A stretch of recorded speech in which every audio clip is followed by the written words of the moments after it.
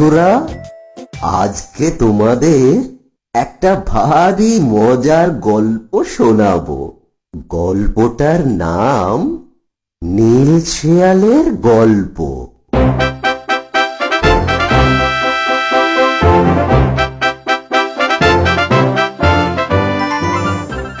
অনেক দিন আগে কোনো এক জঙ্গলে চতুরক নামে এক শেয়াল ছিল। সে ছিল খুব দুষ্টু। বনের সমস্ত পশু পাখিরা তার এই দুষ্টুমিতে অস্থির হয়ে থাকত। একদিন চতুরক বনের মধ্যে দিয়ে হাঁটছিল।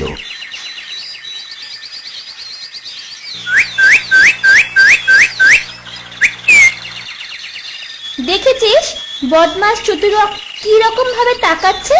চল আমরা বরং এখান থেকে চলেই যাই। আহা, ভয় পাচ্ছিস কেন? আমরা এত উঁচু ডালে বসে আছি, ও এখানে উঠতেই পারবে না। নে আমরা গান গাই।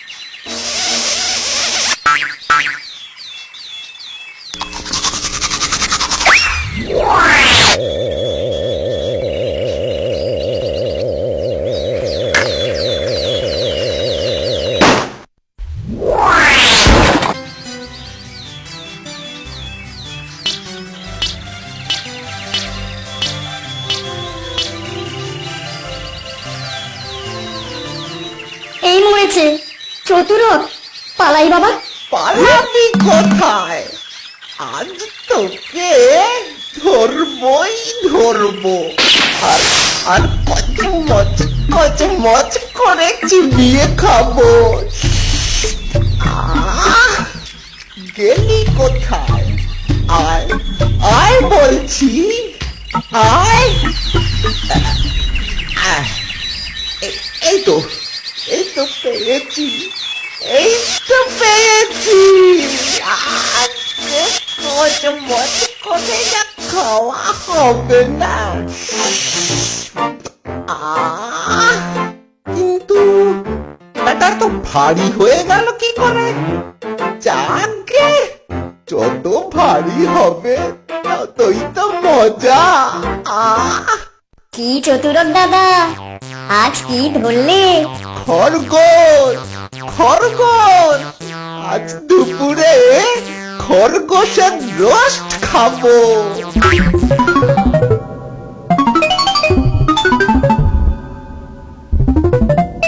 না মানে ওই মানে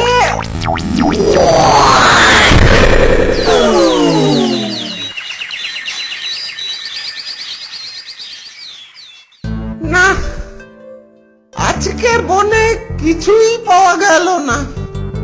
যাই দেখি, গ্রামের দিকেই যাই।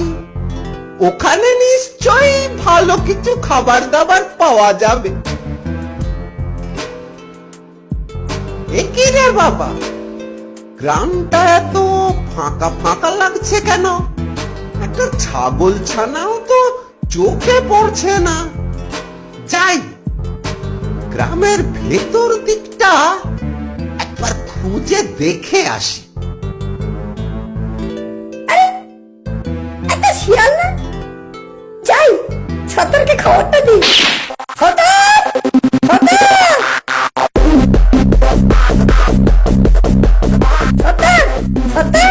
তাড়াতাড়ি চলো, আমাদের পাড়ায় না একটা শিয়াল এসেছে।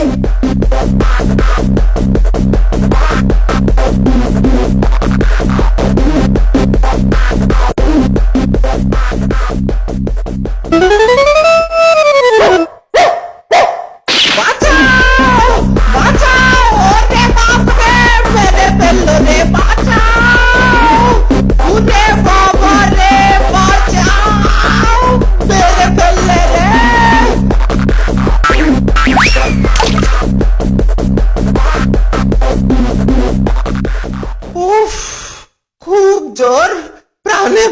গেছি।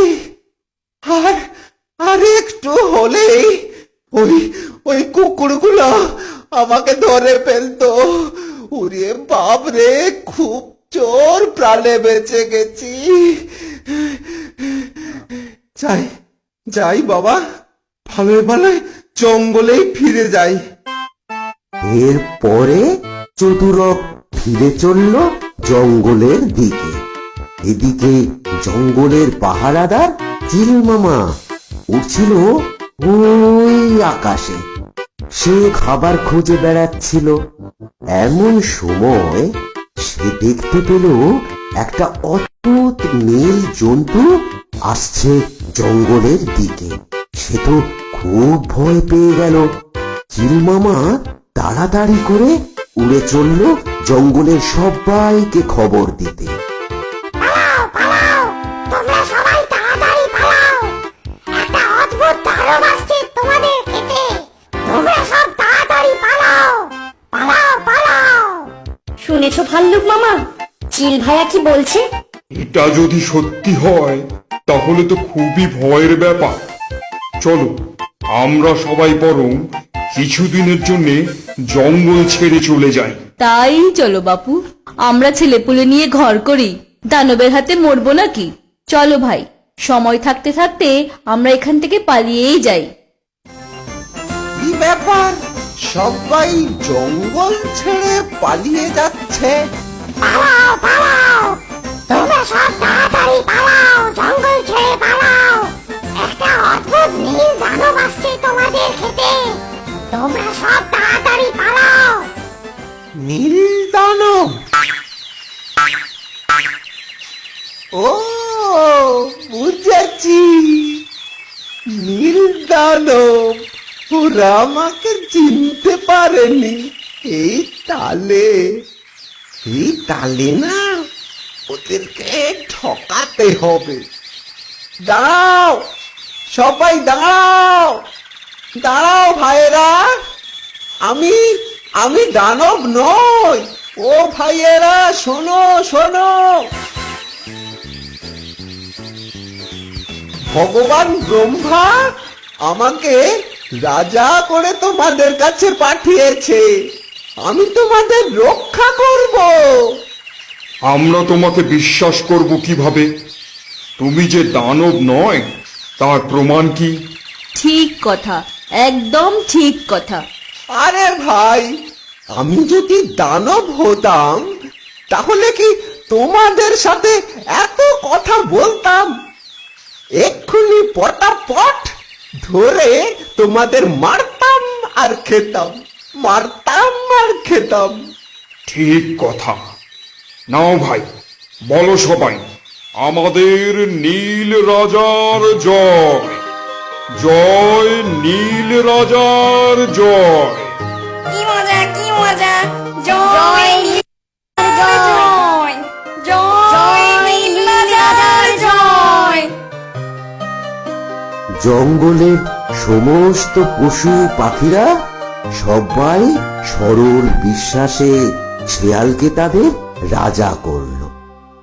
তারপর সেই দিন রাত্রে সবাই যখন ঘুমোচ্ছে, হুক্কা হুয়া, হুক্কা হুয়া, হুক্কা হুয়া, হুক্কা হুয়া, হুক্কা হুয়া। এ কি হে, আমাদের রাজা একটা শিয়াল? ও এইভাবে আমাদের ঠকালো? ওর নিশ্চয়ই আরো কোনো বদমতলব আছে, বুঝলি? মার ওকে, মার মার মার বদমাইশটাকে, মার বদমাইশ কোথায়। মার মার মার মর বদমাশ, মর মর বেটাকে।